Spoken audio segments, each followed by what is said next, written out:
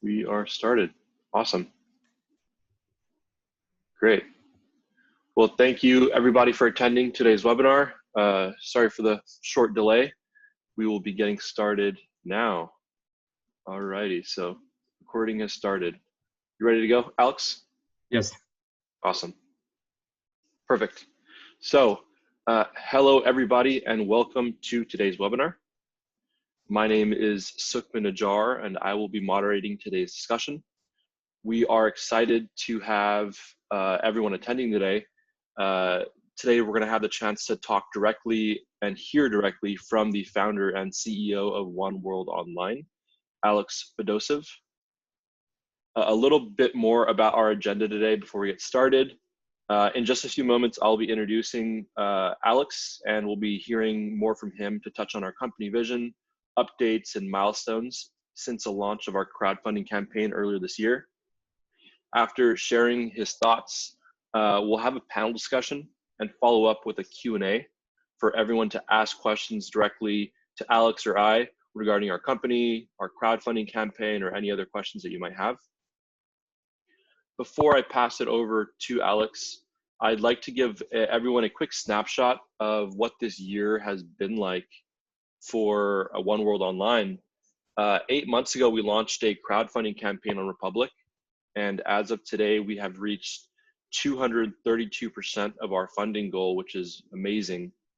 For those following our campaign and thinking to invest, we can't wait to tell you more about our vision and where we are headed. Our campaign, as of today, has 16 days left, and this is the prime time for you to get that investment in if you've been considering it. To date, we have added 935 investors from around the world to join us. That's really amazing to say. We know that many of you investors are on our call today, and we just want to thank you directly for your support. This year has included numerous features in news media for 1World Online. In May, Alex had the opportunity of pitching our company directly to reality television show Meet the Drapers, starring billionaire Tim Draper and his family. In addition to this, Alex was invited on a series of TV and podcast shows, including the Technori podcast and on live television via Economic Times as well, having the opportunity to talk about who 1World is and the disruption that we are participating in. A few more major announcements, including 1World this year, has been choosing Algorand as our primary infrastructure layer and leveraging their capabilities for tokenization. Alex will be speaking more on this integration later on to just elaborate a bit more on it. Additionally, the investment arm of Algorand, Borderless Capital, they're a player that invests in category leading businesses, creating value in the borderless economy. And it just makes sense for us to be chosen.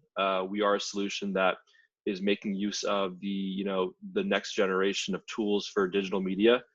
And we're really excited about this opportunity. And in addition to this, 1World is happy to be chosen as a marketing landscape leader by Chief Martech. Our disruption in the space does not go unnoticed, and this is another awesome opportunity for us to be showcased as a leader among others in our space as well.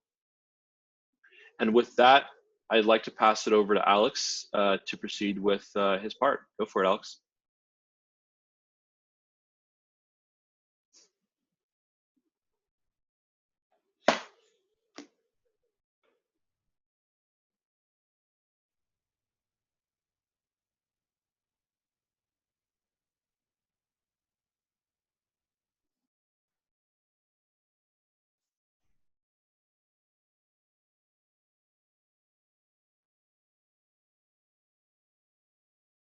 Alex, I can't hear you. Is your audio on? Yeah, do you see my screen, folks? I see your screen, yep, it works. Okay, thank you. Thank you, Suk, very much. And yeah, appreciate all your contributions to promote 1World and get so much PR and recognition this year. Yeah, definitely happy to see the Republic campaign that validates our new stage with a new valuation and new price. as well as the recognition from our partners and various organizations around the world, that 1World is now listed on many interesting resources, and there's a lot of press about us lately, both in North America and Europe. So today I'll go through a little bit of our history, the company overview. We'll talk about recent accomplishments and some new customers, as well as vision for the future. First and foremost, I want to remind everybody that 1World provides value to all three parts of our ecosystem, to advertisers, publishers, and audiences. We call this model win-win-win. So 1World is an interactive tool that is deployed on various websites and mobile applications. We supplement content, such as articles, with a nice engaging questions and other interactive tools, quizzes, debates, trivia, and so on. And we include programmatic and direct advertising. That's how we make money. So we essentially supplement content, make it more engaging, get some valuable feedback for publishers and brands, and make money through advertising. So as a result of this, advertisers win because they get much more targeted advertising. Publishers get increased engagement and more revenue, and audiences get incentivized. And we'll talk about this. This is very important in today's world because the cookie-based advertising economy is on the way out, and a new, more honest and direct economy is coming, where people register and get incentives, and that's how they participate in digital content and digital applications. So we already provided a solution for this exact transition. There's some examples about how we actually quantify this value, right? It's easy to say, oh, I bring some additional value, but it's hard to actually prove it with the concrete data. And 1World has amazing history of case studies in 2020. That was an interesting year, of course, for all of us, but we accomplished a lot. And you can see some case studies that came out recently. For example, for publishers, we talk a lot about Newsweek and some other North American accounts, where we see increase in the time on the site from 22 to 30%. Usually our launches bring additional revenue, like in this case, almost 10,000 per week. And a lot of people participate in, like in this case, could be 500,000. For advertisers, we see some cases, and I'll show some examples where a conversion could be a single digit instead of 0 point something, which is atypical for digital banners. And there is a significant increase for return on investment comparing to traditional solutions. And incentives are quite unique. So this combination is very unique. That's why advertisers are trying 1World, and we have a lot of pilots and a lot of launches going on. And then for audience, the engagement rates usually is very healthy too. People enjoy the experience and they're becoming more loyal. And we're solving the retention problem, which is a major problem in our industry, in digital, online, and advertising. Here's how our solution looks like. Just a reminder that we have all these nice interactive tools on the front end, such as surveys, polls, quizzes, debates. And then we have a lot of intelligence on the back end that was built over years. We are 8 years old, or 8 years young, one would say. And all this intelligence we built to monitor the traffic, make sure that performance is tracked for individual poll questions and widgets. And there's a nice optimization when we talk about advertising revenue. So all this intelligence is powered by AI. And for example, we have an engine on our backend that analyzes the articles and finds the best match in poll questions and does some other really interesting things, try to make sure that the experience is relevant and engaging. And unlike many other companies, we have this incentive program.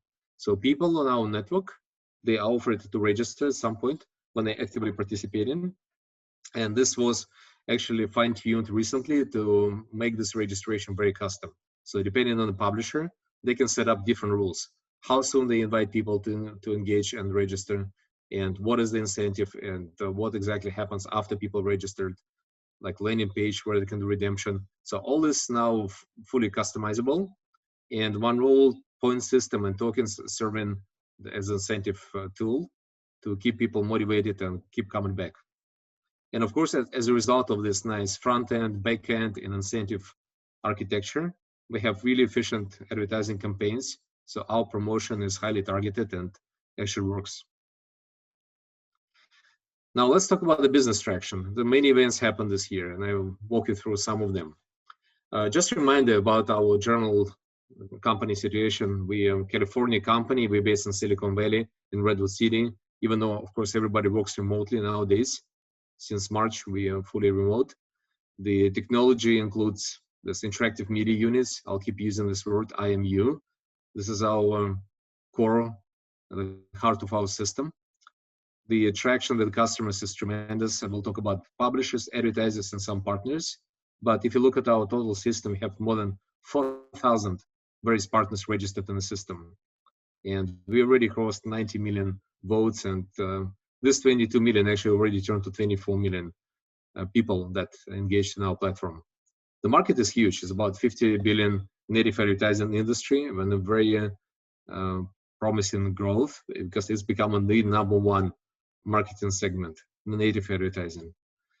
And as Suk mentioned, yeah, we're running a Republic campaign today as a first step towards our next big round, but we already raised 12 million in our history. And we continue working with the very serious investors in North America and globally that are interested in partnering with us, not just invest, but become our strategic partners. So looking for more announcements early 2021.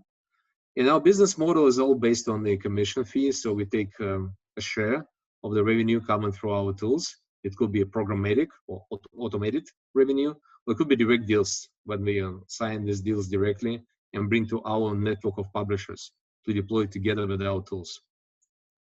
And I'll mention a few strategic partners that we built around the world. In 2020, the world was changing, as we all know. And there are a lot of negative things, of course, with the COVID and all the suffering going on. But in digital world, it was very interesting to see that the revenues for advertising were bouncing. They went significantly down in March and April. They came back in summer, and they will come going back and forth a little bit, but stabilized somewhat towards the end of the year. And on the other hand, the good news is that the amount of traffic increased significantly. And we realized that it's really time to expand and go to some additional regions. And if you look at the map of the world, today 1World is present almost everywhere. Not only we have direct launches, but a lot of self-registrations. When people just come to our site to look at our tools and want to use them, they register, they install these tools or widgets or IMUs on their website and get running. And so we pretty much have all continents in the world using 1World.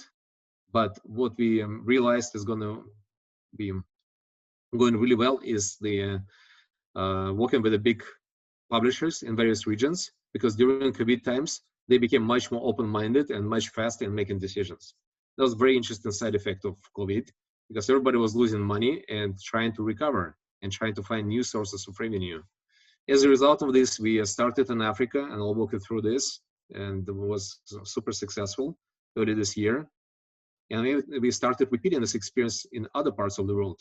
We went to Eastern Europe, we went to America, especially Caribbean at the beginning. We started some operations in Asia, where we used to have some deployments in the past, but now we're going there with a serious, much more advanced solution. And what we noticed is that it works.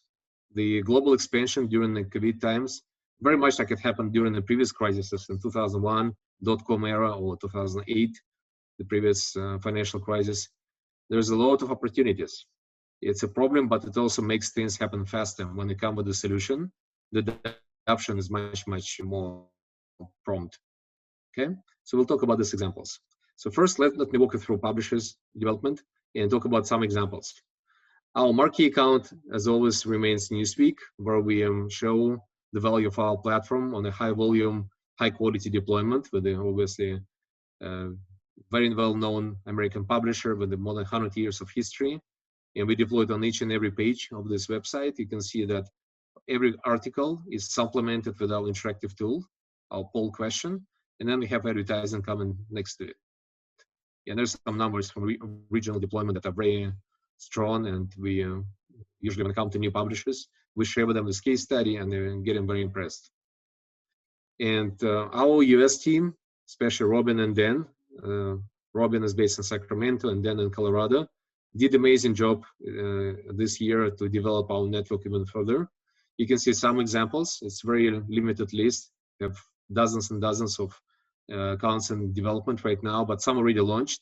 Like you see the Fight Book MMA, or trials going on liftout.com or Weatherbug. That's already happening. Some of them are in discussions and we prepare in pilots. Like you can see some really big names here, like in .com and US News. We've already provided them our packages for deployment. And usually it goes through some test period and then goes to full production. And there are many, many others that we in communication, we negotiating terms, putting pilot program together. And so this is going really well, and we can see traction across many different verticals. So business traditionally is our good vertical that we succeed a lot, but it could be entertainment, it could be sports, healthcare, and so on. So that stays our main market, our domestic market. The success story from Africa is remarkable. Wally Faroon, who's based in Atlanta, Georgia, did a great job combining effort from our American part of the team and team in Nigeria. And he pretty much launched all the main sites in Nigeria early this year, including The Punch, Nation, Guardian, Business Day, and so on. And Africa is a very good region for us to try new ideas. So for example, we just introduced editorial advertising on top of the programmatic. And the team in Africa is testing it and they're getting really good traction with both publishers and some brands, some well-known names, like some local banks or world brands like Guinness and Carex and so on. So we're doing quite a few pilots in Africa. And of course, the potential of this region is huge because it's a growing population, growing economy. And even though we started in some countries on the western part of Africa, like Nigeria, but there's a lot of discussions going on with other countries as well. Next one was very interesting, very quick project we launched in Caribbean this summer. There are two sites, The Guardian and CNC3. We found them very exciting, these two launches, because they've been through elections, very much like US, and we witnessed a lot of engagement, a lot of good numbers, very high engagement rate, and now continue expanding. And big thanks to WM, our representative there, who brought these opportunities. And in parallel, we started a lot of activities in Europe. And first, it was mostly Eastern Europe, where we worked with the countries like Poland, Ukraine, and some others. And now we're moving more and more towards Western Europe. We just launched operations in Germany. And there's a couple of developments going on right there. We talked to Italian part of IAB, the international organization that is in charge of standards for advertising industry, and they're very interested. So we put a proposal together. And other parts of the Europe where we have quite a lot of traction. So Julia and Vadim are doing a great job. And one of the highlights right now is the Condé Nast. You probably all know this is a big international company. They do fashion, glamour magazines. And currently we are in the last stage of signing contract with them to launch on multiple sites in Europe first, but then we'll continue into other regions most likely. So they take the whole value proposition from 1World, our engagement tools, our advertising revenue, and even the loyalty program.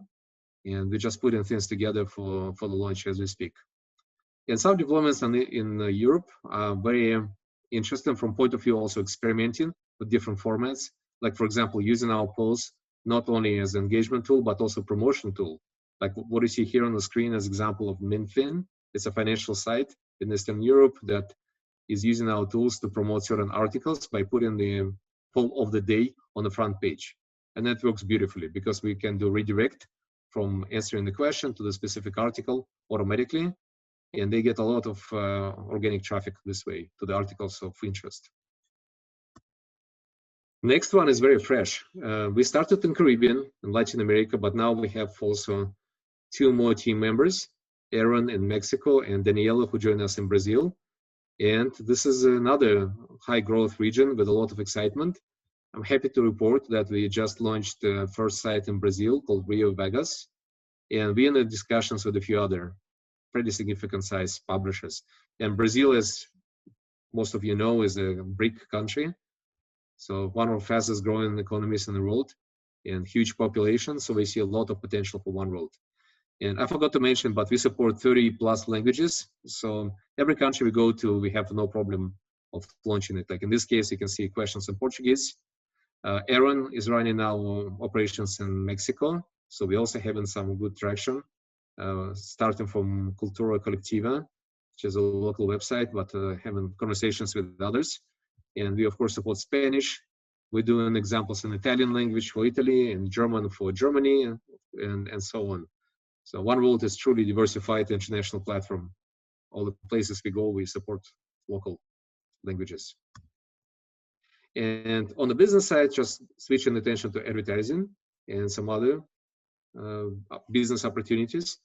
I want to mention that we'll be talking about some deals that already happened and some very well-known names like Principal Bank, Binance, which is the #1 exchange in the world, and some known companies like Carex, who produces hygiene products, or Republic, the platform that we're using ourselves for crowdfunding, but many other companies running campaigns there too. So these are all deals that already happened, and there are many in development right now, including some big names like Target, McDonald's, and James Edition. So just show you how usually we do our value proposition for advertisers. Here's a recent example of Babylon Project, which was an online conference in October 2020. 1World was selected along with the traditional marketing tools like Google, Instagram, Facebook, and of course the organizers use the traditional like email newsletters. And you can see from this Google Analytics screenshot straight from the advertiser that 1World performed the best out of all these options. So the only position is above us is the direct approach. So when organizers brought people to their site to register directly. But out of all the digital campaigns, 1World was by far the best. We brought 1,077 people, while Google was only capable of bringing 281 and Facebook 191. So on the same budget, we performed 4 or 5 times better than traditional tools. And the organizers are really happy because the original goal was to bring about 1,000 people and end up almost 3,000. So now going into 2021, they're going to run more events and more online conferences. And 1World will continue working with this partner to bring more traffic to them. So very, very bold example of our value. I want to mention a few other big campaigns that are happening or about to happen. So Binance, #1 crypto exchange in the world. Very innovative management. CZ is a very charismatic leader who posts a lot of thought leadership notes on the internet. And we just won a contract to promote some of their solutions online. This campaign in the process of preparation. We'll launch it within a few days. And we consider Binance also as a repeating customer, so we plan to work with them across the board in Europe, but also beyond.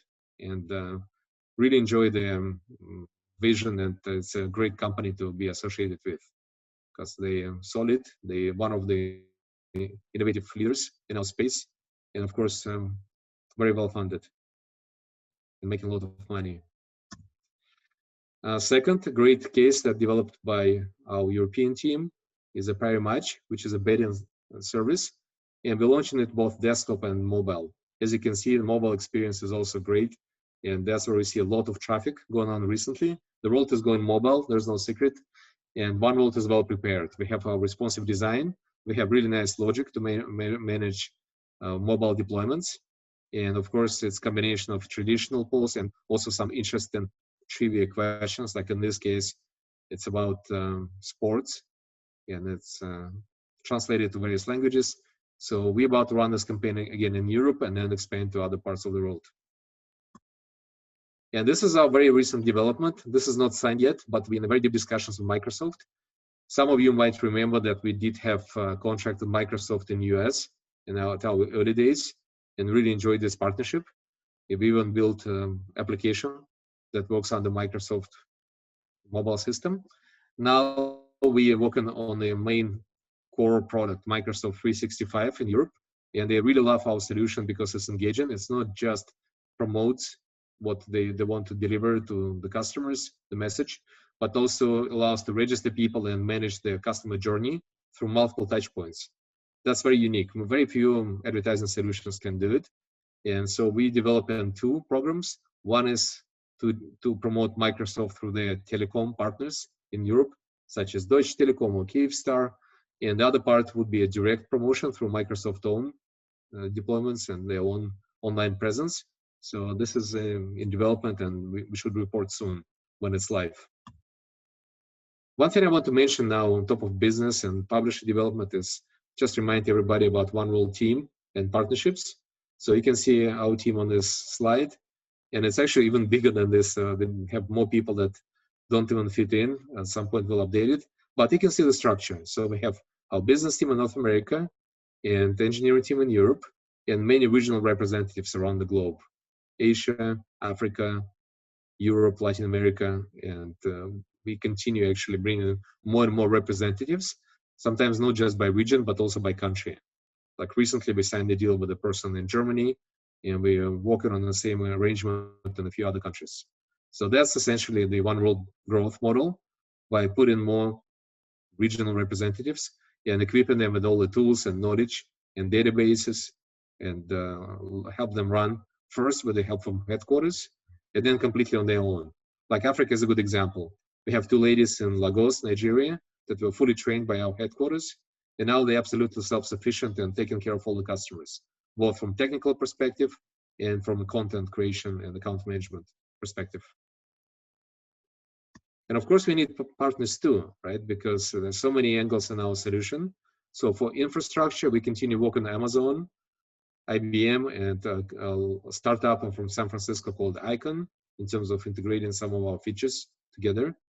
Advertising, of course, we have a relationship with Google, but the biggest partner as of today is a company called AdApex, which you may consider as aggregation of various demand coming from various networks.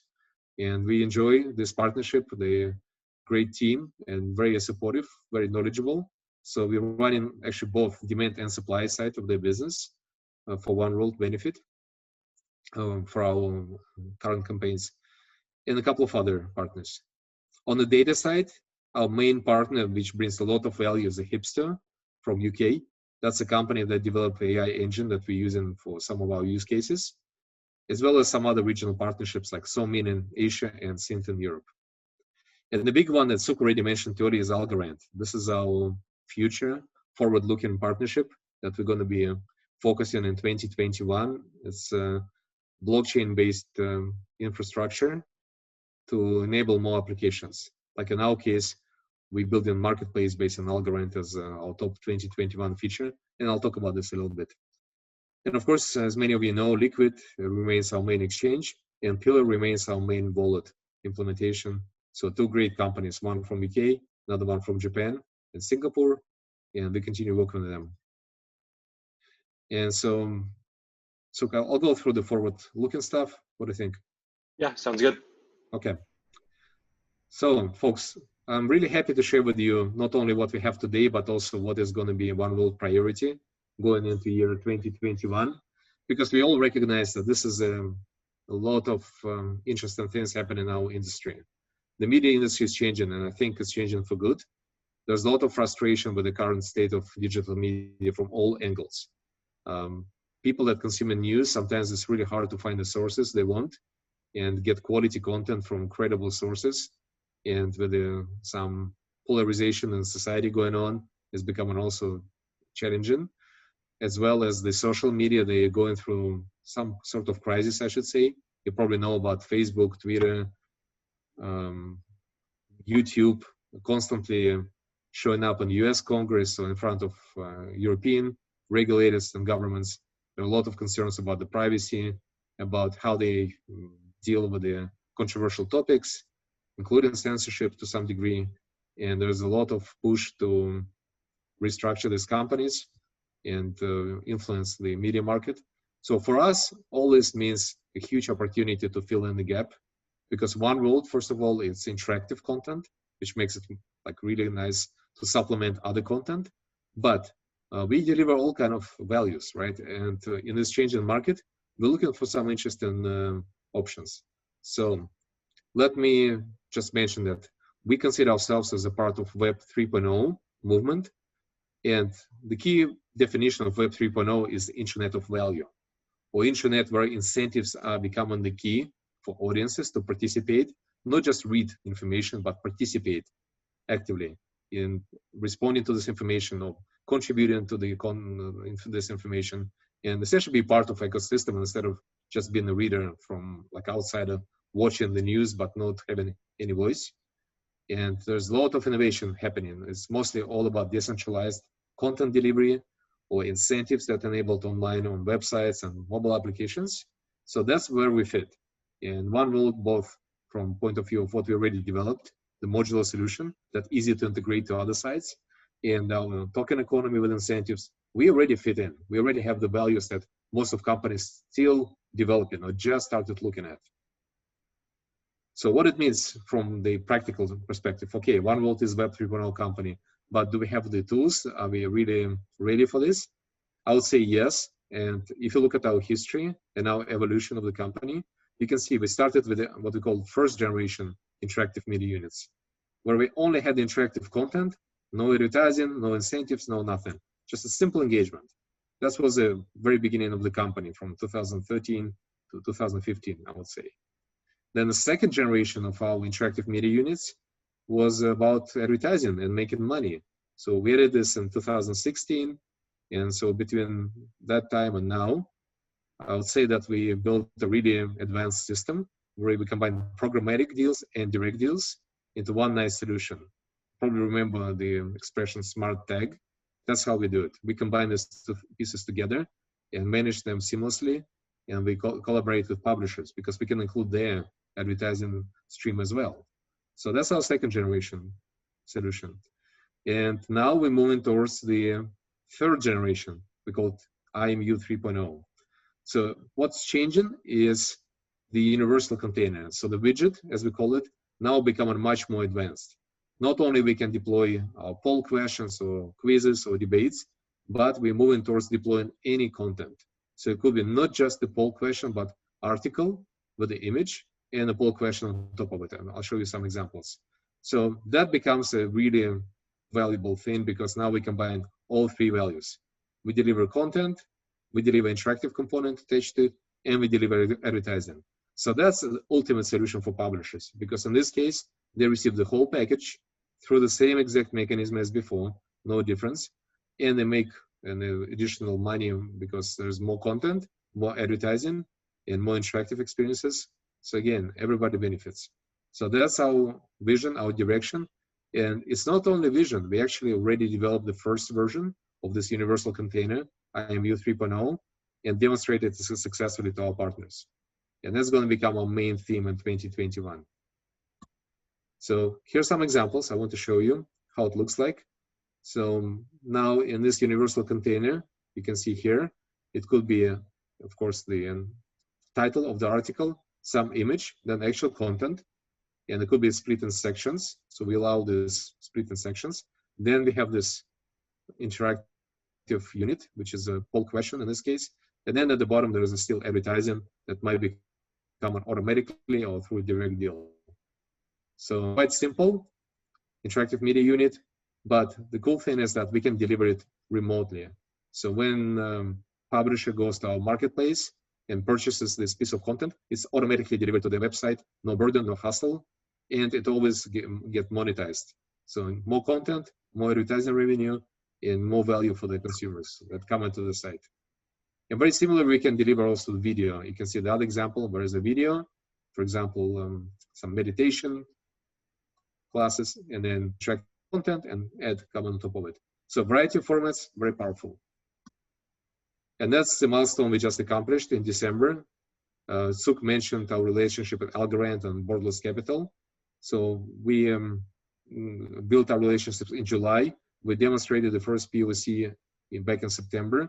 And now in December, we delivered the whole functioning system on the mainnet.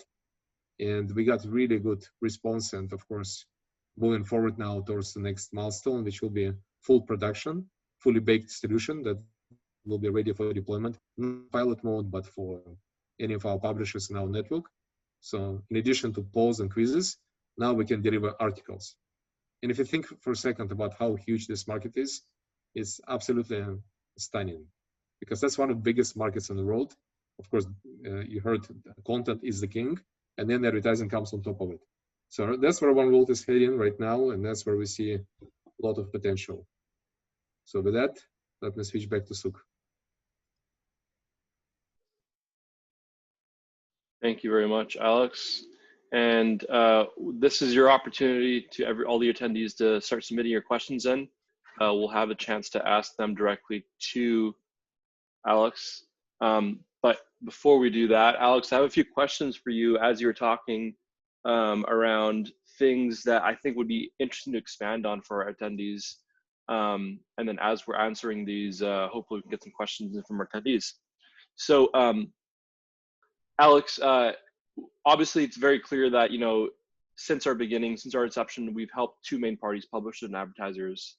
And we have mentioned, you know, users being able to use our products, but not being able to, for them to engage much beyond that. But we know 2021 looks a little different. Can you talk a bit about how users will be using 1World in the future and what that looks like for them? Yeah, it's a very good point. So at the very beginning, when we started as a B2C solution, just to test the platform and build some nice mobile experiences, yeah, we had a reward program, which was very sophisticated and exciting. When people participated by contributing content or by voting, and we were getting awards almost immediately upon like some short period of time when we did leaderboards, and we awarded people who earned most of the points. Those are the early days of the company. Now, as we already communicated, we have this point system, which can be redeemed into tokens, but we're making it much more diversified than just one use case. So when people participate online, when they engage and vote, or they share the content, or they contribute content, which we'll discuss in a moment, they get points or virtual points. And then the redemption process happens at some point when they receive certain threshold, a certain number of points, and they convert them to either digital currency or the tokens, or it could be affiliate program. So we have a couple of partnerships right now. One of them is Amazon Moments, which is an interesting online program where you convert virtual assets into the physical goods. We also talking to a couple of affiliate programs, which is very similar in nature. We can convert points to coupons, right? Discounts for these online stores. And the big topic is, of course, contribution of content, because we're trying to build a community of people in preparation for our launch in March, April next year of our new content marketplace. So people can register on our platform and contribute and get rewarded. So that's already happening. We already have a feature to contribute poll questions on our platform, and we want to extend it. So for example, when people come in and they have some nice articles or some other nice content, could be video, could be something else, we do want to create a path for them to contribute and get rewarded for this additional types of content. So that's where we're heading. So we combine in contributions and rewards in a very seamless way. And the commercial part of this content marketplace is coming mid next year. Yeah, and that's huge news. I mean, we're living in a world where, especially today, we're living in a remote world, right? Where people aren't able to be physically at work or anywhere else. And we're seeing a lot of solutions out there that are providing the opportunity for individuals to remotely contribute in some way through some digital format and be compensated accordingly. And I mean, I think it's a token economy truly, and we've been that case since our inception, but it's going to be truly an interesting year next year for us to release this. So for everyone attending, we're really excited about this opportunity and happy or hopeful to launch more news about this in the future, in the very near future. And one more addition I want to mention. So here, de facto, we're already doing this community of content contributors, and Emily Caton, our manager of customer success, she's doing an outstanding job of bringing all the talented folks from around the world. We have a big part of our team in the US, but also many contributors in other countries, in Europe, Asia, Latin America, Africa, and Emily is running this group. So what we're planning to do going forward is make sure that this group is easily extendable, right? It doesn't matter how many publishers we're going to launch or how many poll questions we need to create for new deployments. We always have resources readily available. And instead of doing it manually, these assignments and tracking and quality control, we put in it on the marketplace as well. So think about this way, that poll questions can be also created through this marketplace based on rewards, and folks from around the world can contribute. which I think is great for 1World because we get the value we need, but also great for people that, especially during COVID-19 times, who in many cases are struggling to make what they live in, and giving them opportunity to earn virtual and also virtual values online. This is a huge, right? That's actually one of the markets the world needs to create this revenue streams for everybody. Absolutely, absolutely, great. And switching gears a bit, one internal statement that our team knows and we push a lot, Alex, is that publishers are not tech companies. Their background is in creating content, creating great atmosphere for readers to engage and learn. And we really push the thought that publishers are not and should not perform as tech companies. Why is that important? Why is that an important point to be made, Alex? Yes, it's a very good observation. Over these 8 years, we've seen a lot of examples when publishers are completely outsourcing the technology to the companies that do it best in the technology world. Some publishers have internal IT teams and they're developing certain functionalities themselves or just doing integrations. And of course, we've seen publishers that are trying to pretty much do all the tech themselves. And of course, in today's world, it's become increasingly difficult, if not impossible, because there's so much sophistication going on in terms of AI, use of blockchain, use of other advanced technologies. Infrastructure is continuously changing, right? And new development frameworks coming in all the time. And I agree that it's probably impossible for publishers to keep up with the technology. And I think what, to your point, they should do what they do best: provide high quality content, build the audiences, right? Interact with these audiences and keep them motivated and incentivized, and leave technology development to companies like ours, which is our bread and butter. We definitely well equipped for that, have a great engineering team in Europe, and the agile process focused. So we're doing releases every 3 weeks. And if necessary, we can do patches or hot fixes, as we call it, in between. And this is today's world. It's very dynamic, and there's a lot of specialty, right, in what you do. And you have to do one thing better than anybody else, and then you win. And that's essentially what we have. I think you probably noticed we had very little competition at the beginning, and then a lot of companies showed up on the market with engagement tools of different types. And since we introduced blockchain into our solution in 2017, and then introduced AI in late 2019, and now we're building the digital content marketplace, I think we gain 1, maybe 2 steps ahead of everybody else. Because if you look at other technology companies on the market, they don't have half of what 1World produced already. And that's why I think we should stay the development and technology leader in our space, and keep innovating and bring this value to publishers.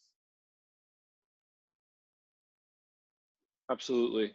And actually is a great transitioning point to my next question for you, Alex. It's we've seen a great transition in the space for common household brand names who are aligning themselves with crypto and blockchain. What impact at all has this had on our conversations with publishers and our adoption for solutions like ours in the space, Alex? Yes, good question, because for me, this transition is unavoidable for everybody. The Internet of Values is coming, and nobody can kind of ignore it. And that's why you can see big players and all the big companies adopting incentives, so cryptocurrencies and tokens and blockchain in different shapes and forms. And it reminds me very much the TCP/IP use, right? Because at the end of the day, technology is technology, but what really matters is use cases built on top of it. And as we all know, the world transitioned from offline to online, and people don't need to know how TCP/IP works. They just need to know that, oh yeah, I need a website and I build it, and now my customers can read the information from my website. Very similarly today, the blockchain can be used for verification purposes, to keep something in the public internet that is not changeable, verifiable information. That's why you see big players like Verizon Media just adopted for their newsroom, so they can use blockchain as underlying technology for content integrity and verification of sources, or as incentive. And you can see huge players like PayPal move to this space. Many institutional financial groups are using blockchain to full extent. And the most important thing, I think, is usability also. Technology is great, and we can see the use cases all around, but it has to be simple, right? So in order for consumers and businesses to adopt, these experiences should be seamless and straightforward. And I see quite a few companies working well in this direction. I mentioned Liquid and Pillar. These are two very user-friendly companies. And you can see also Kraken and Avanti. Two companies I really admire, their vision and their innovation. They started operations in Wyoming as a crypto plus fiat bank and exchange combined. And I think that's where we're all going to be going in 2021. More and more mass adoption of this. And it will be not complex at all. I think all the technology stuff will be hidden behind the scenes, like the blockchain and all the financial aspects of conversions and transactions. But the front end should be very easy. People do something, they get rewarded. Or if somebody contributes the content to the marketplace and it gets adopted, the transactions happens, everything is clean and organized behind the scenes, but people don't need to worry about this. It just works. That's, I think, what we all need for mass adoption. Not only big names come into this space, which is great, but also the user experiences which are simple and intuitive and don't require too much effort to understand. Absolutely. And I think, I mean, just to pat ourselves on our back, Alex, I think it's awesome that these new names are joining the space and doing great things. But this is something that starting in 2013, that as a company, we stated as the future, right? And that placed us ahead of the curve. It allowed us to make the right decisions to invest in technology and development in a direction that we thought the future would be going. And here we are 7 years later, with the rest of the world, carrying on. So it puts us in a really good place in terms of when we're able to make the decisions that we did make to go the direction that we are and have been going for the past few years now. And it's only up from here, really.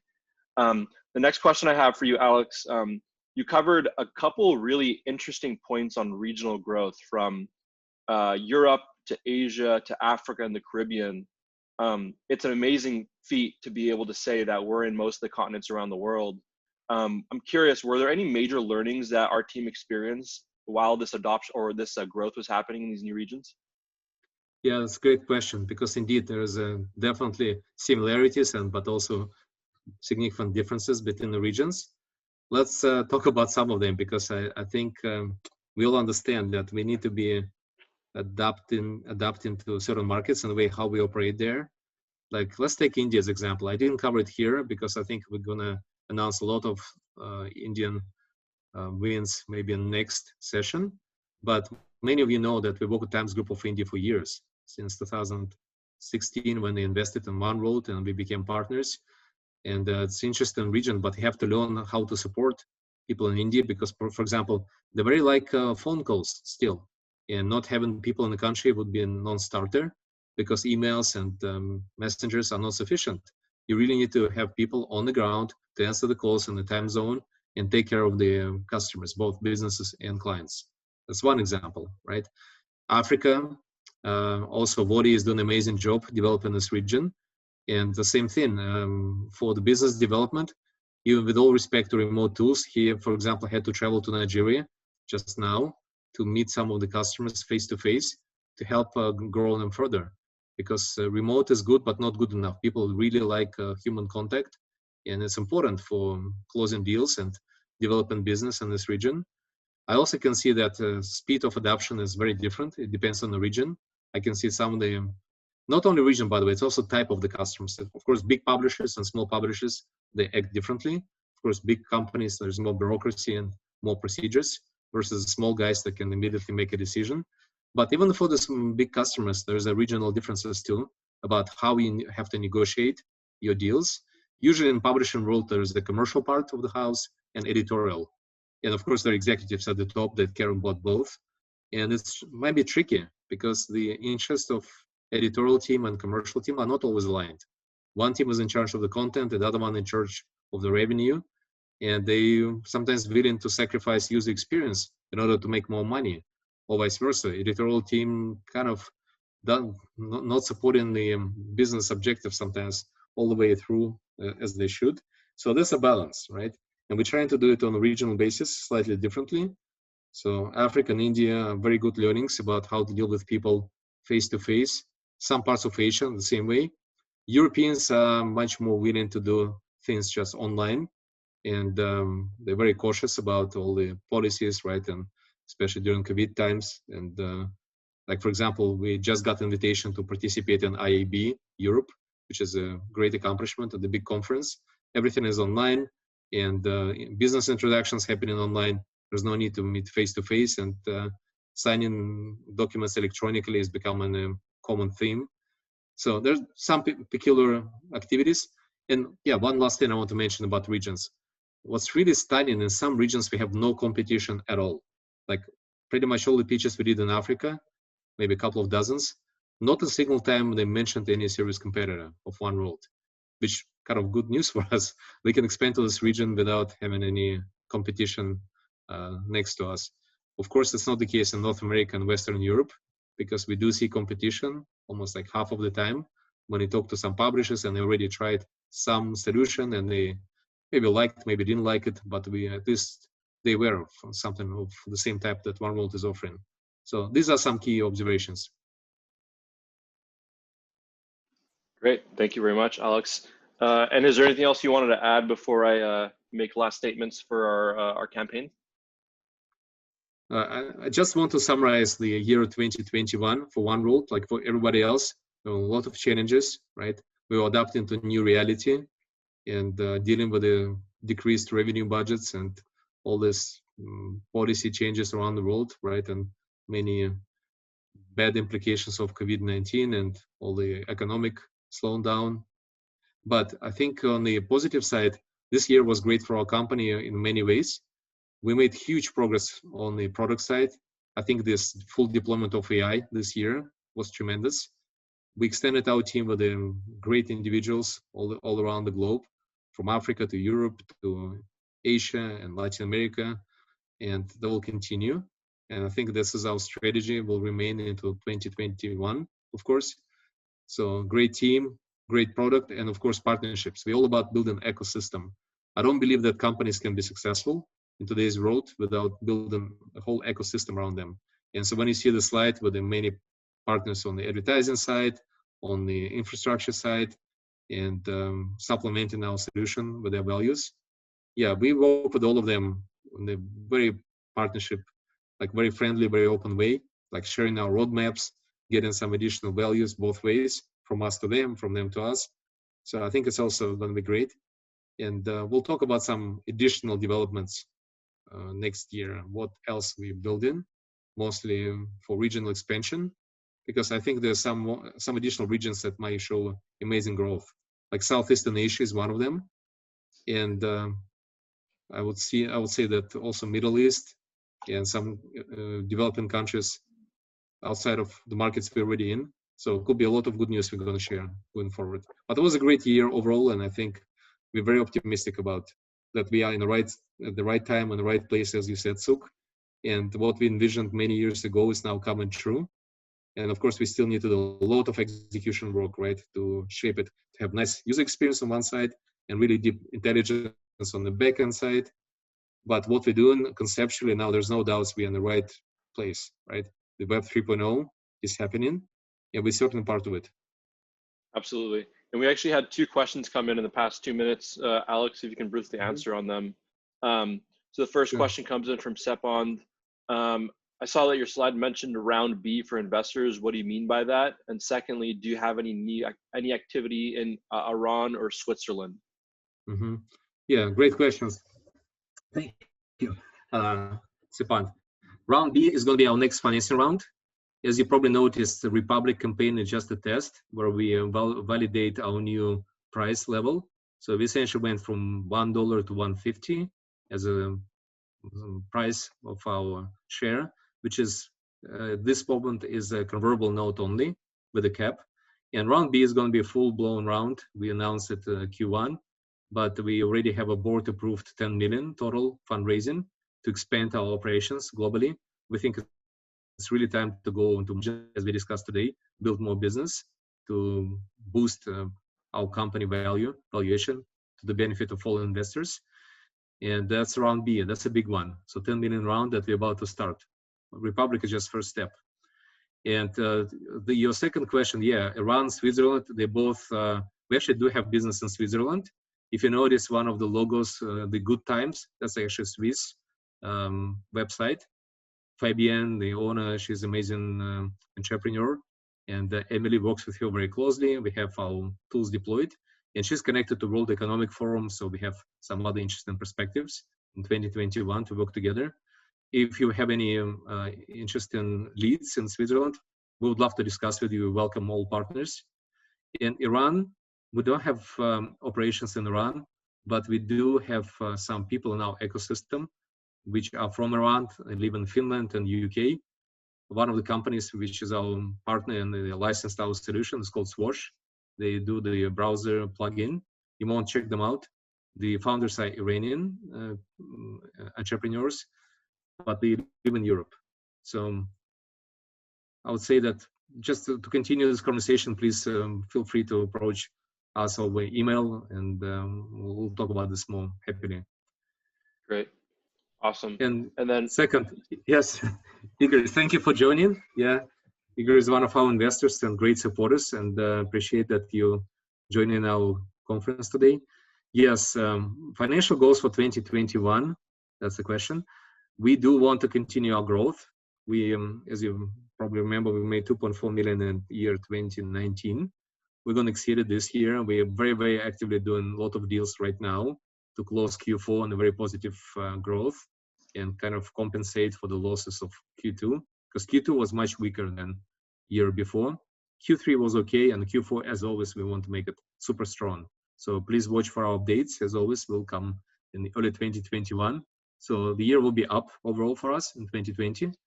And 2021, I think, is going to be major growth, and I'll explain why. The pipeline of publishers that our team built is just tremendous. So now we see all these regions, Africa, Latin America, Europe. Each of them has not a dozen, I would say probably like double dozen, so about 20 to 30 various publishers already identified and in discussions and negotiations. And if we simply run just programmatic across all these new sites that we expect to come live in 2021, it's going to be a minimum 5x of the revenue compared to 2019, something around this number. So we hope to break into 10 million overall gross revenue just with this pipeline. But of course, now the question is all about execution, right? We need to really operate this network well and to give publishers full support, not just launch, but also retain them, make sure they're happy with the advertising revenue. But it's looking very good for 2021. Awesome. Great. Thanks for that, Alex. And I think that's perfect timing for us. It's an hour after our beginning. I'd just like to make one last statement for everyone. We do have 16 days left in our crowdfunding campaign, which means you still have an opportunity to invest in this round with us. Each investment threshold comes with perks in addition to like tokens and additional memorabilia that you can get by investing in our this opportunity. This is a really great opportunity. It only takes $100 as a minimum investment. And we really do encourage everyone to forward over to our Republic landing page to learn more about our solution. Thank you everybody for attending this webinar, and we look forward to seeing you soon. Thank you. Thank you, Sukhmen. Thanks everybody who participated. Looking forward for more webinars to come, and have a great year 2021. Great. Thanks, Alex. Bye-bye, everybody. Bye-bye.